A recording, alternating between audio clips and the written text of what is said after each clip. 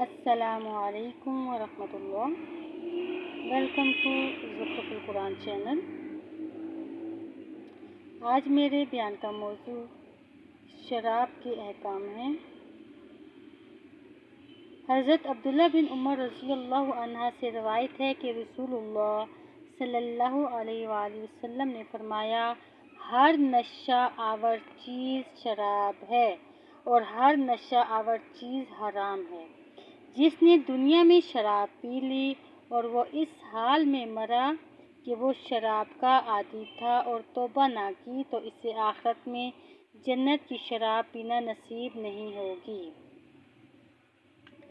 حضرت عمر رضی اللہ عنہ سے روایت ہے کہ رسول اللہ صلی اللہ علیہ وسلم نے فرمایا، جو شخص اللہ اور یوم آخرت پر ایمان رکھتا ہو وہ ایسے دسترخوان پر نہ بیٹھے جس پر شراب کا دور چلے۔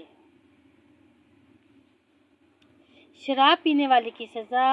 حضرت جابر رضی اللہ عنہ سے روایت ہے کہ رسول اللہ صلی اللہ علیہ وآلہ وسلم نے فرمایا، ہر نشہ آور چیز حرام ہے اور اللہ تعالیٰ نے یہ عہد کر رکھا ہے کہ جو شخص نشہ آور چیز پیے گا اس کو وہ طینۃ الخبال پلائے گا۔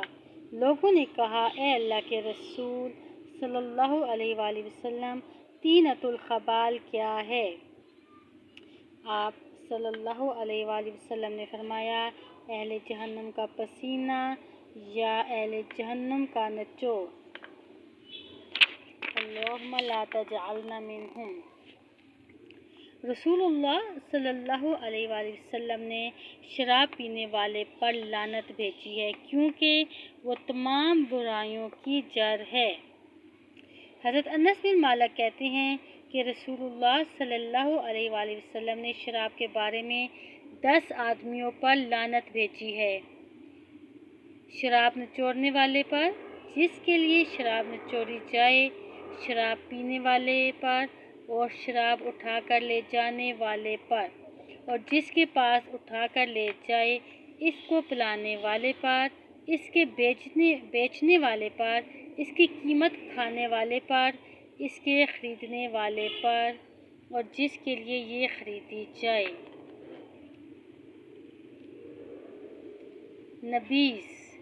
نبیذ وہ پانی ہے جس میں کھجور یا کشمش ڈالی جاتی ہے تاکہ پانی میٹھا ہو جائے اور اس کی نمکینی ختم ہو جائے۔